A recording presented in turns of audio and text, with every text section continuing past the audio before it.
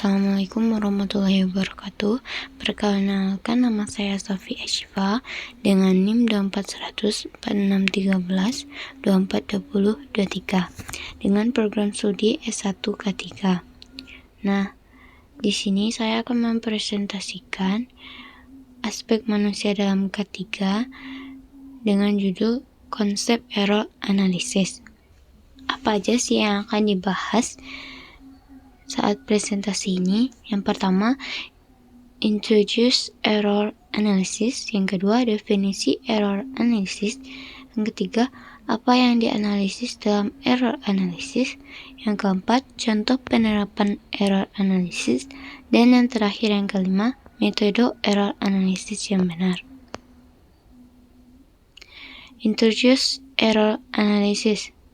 Penelitian kecelakaan difokuskan pada penelitian human factor.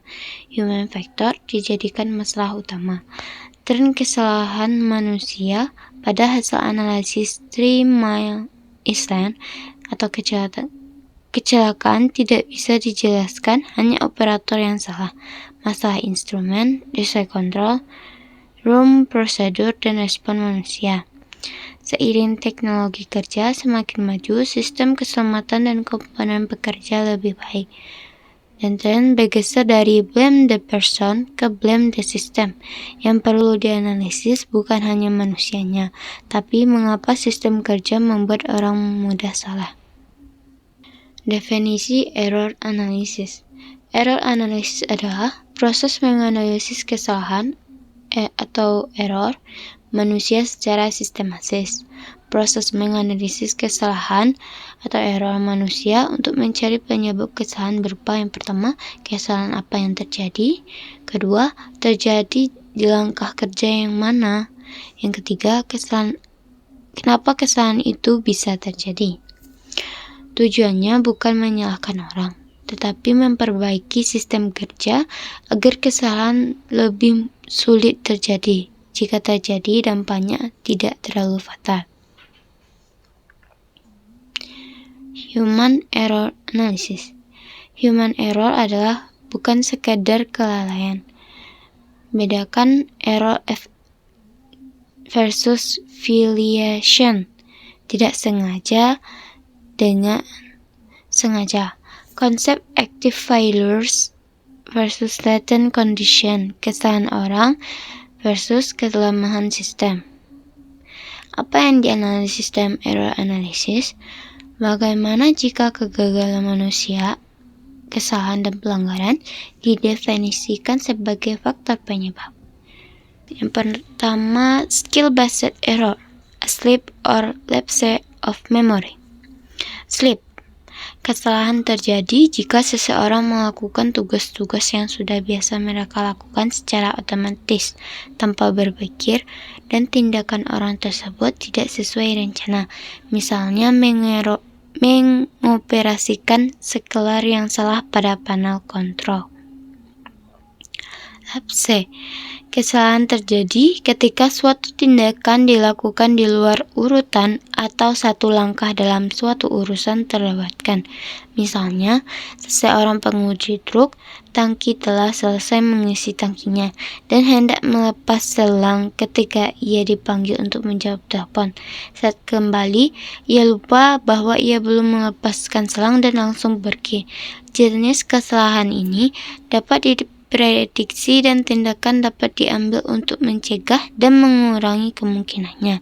Misalnya dengan memberi kode warna, daftar periksa, dan pengunci otomatis, dan lain-lainnya. Yang kedua, mistake error of judgment, rule-based or knowledge-based. Rule-based mistake. Kesalahan berbasis aturan terjadi ketika seseorang memiliki seperangkat aturan tentang apa yang harus dilakukan dalam situasi tertentu dan menerapkan aturan yang salah. Knowledge-based mistake. Hal ini terjadi ketika seseorang dihadapkan pada situasi yang tidak dikenal dan tidak memiliki aturan, menggunakan pengetahuannya dan bekerja berdasarkan prinsip-prinsip dasar. tetapi sampai pada kesimpulan yang salah. Misalnya, ketika lampu peringatan menyala yang menunjukkan bahwa pompa sistem pendingin terlalu panas, apakah ada aturan tentang apa yang harus dilakukan? Jika tidak, apakah Anda membiarkan pompa tetap menyala, mematikannya, atau mematikan seluruh unit? 3. Faktor pemicu Error Production Condition EPCS. Kenapa pekerja bisa salah? Kondisi apa yang membuat kesalahan lebih mungkin terjadi? Yang pertama, fatigue.